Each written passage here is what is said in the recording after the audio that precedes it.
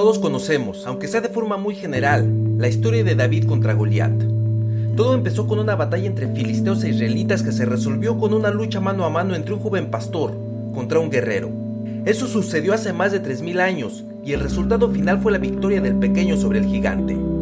La tradición dice que los filisteos no estaban en guerra contra un ejército, en realidad era un desafío contra el reino de Dios. Por lo tanto, el vencedor no fue David ni su valentía, sino los planes de Dios. La lucha entre David y Goliat es un símbolo de victoria entre la voluntad divina sobre la fuerza bruta. Sin embargo, quizá la historia de David contra Goliat no es tan romántica. Miles de años después de esa guerra, se ha propuesto una teoría interesantísima. Quizá David no era el héroe valiente que conocemos ni Goliat era el guerrero terrible.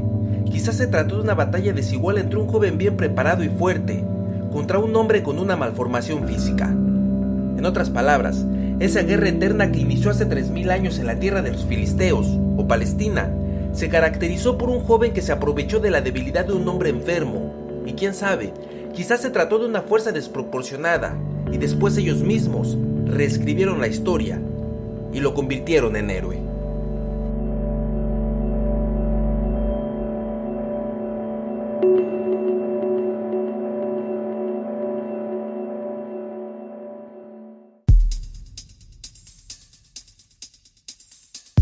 La cotidiana aventura de ser humano es extraordinaria.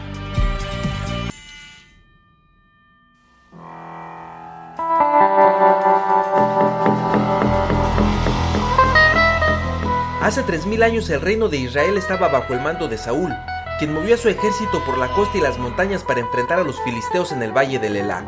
Los filisteos vivían a lo largo de la costa del Canaán, mientras los israelitas dominaban en las montañas al sur de Jerusalén.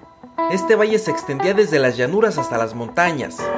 El valle del Elá no solo era un lugar riquísimo por sus recursos naturales, también era un paso que conectaba ambas regiones. Era un lugar estratégico para dominar toda la zona.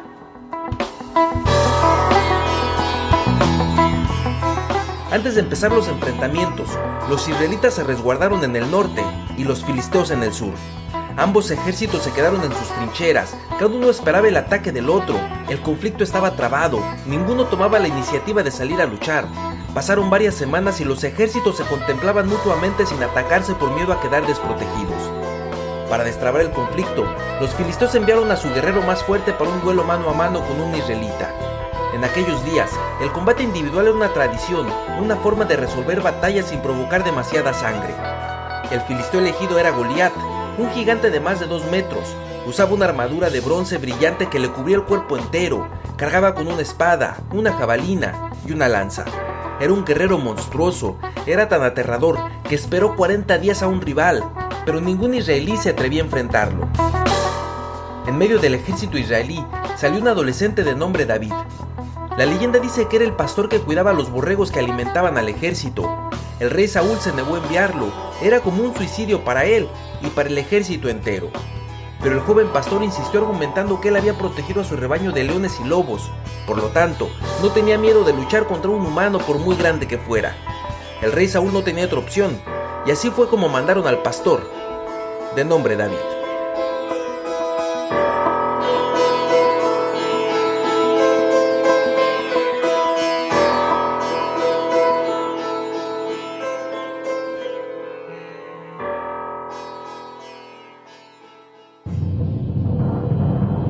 El joven David era tan valiente que ni siquiera quiso usar una armadura. Solo llevaba su vara de pastor y 5 piedras. Con eso fue a encarar al gigante. Hay algunos detalles que sabemos sobre este enfrentamiento. Por ejemplo, que Goliat iba acompañado por alguien hasta el campo de batalla. Y luego que el propio Goliat gritó: ¿soy yo un perro para que vengas a mí con palos? Y después, cuando David se acercaba, Goliat volvió a gritar: ven a mí y daré tu carne a las aves del cielo y a las bestias del campo. Fue entonces cuando David lanzó una de sus piedras, y el piedrazo fue tan certero que dio justo en la frente de Goliat. El golpe fue tan efectivo que fue suficiente para derribarlo. David corrió hacia él, tomó su espada y le cortó la cabeza. En ese momento, los filisteos se supieron derrotados, dieron media vuelta y huyeron.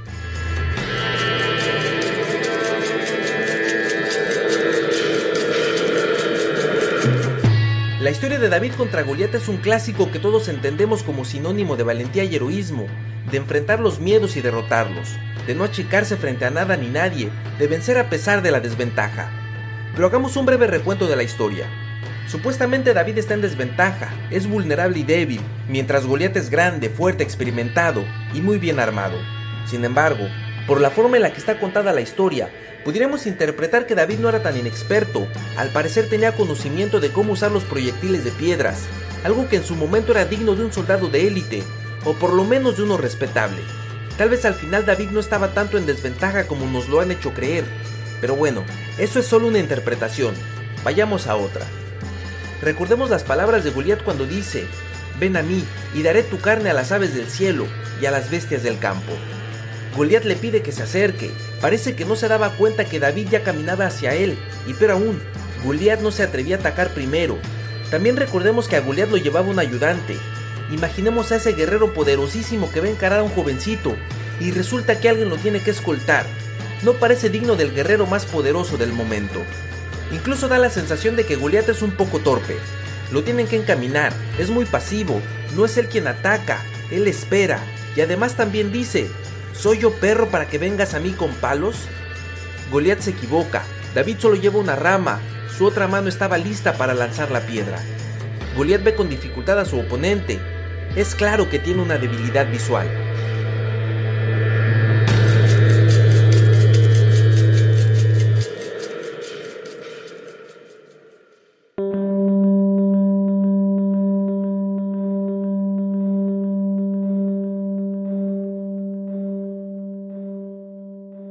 En 1960, un estudio científico que analizó esta historia llegó a una conclusión fascinante.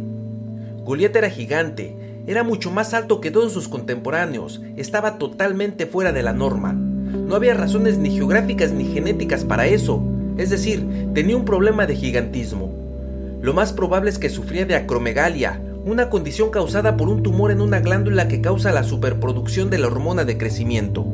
Además, ese tumor comprime algunos nervios que producen una doble y limitada visión. Eso podría explicar por qué necesitaba alguien que lo acompañara a caminar al campo de batalla. Quizá por eso no se dio cuenta de que David era un pastor sin armadura y vio equivocadamente que cargaba con 2 palos. Quizá Goliat no era un guerrero todopoderoso, sino un hombre enfermo.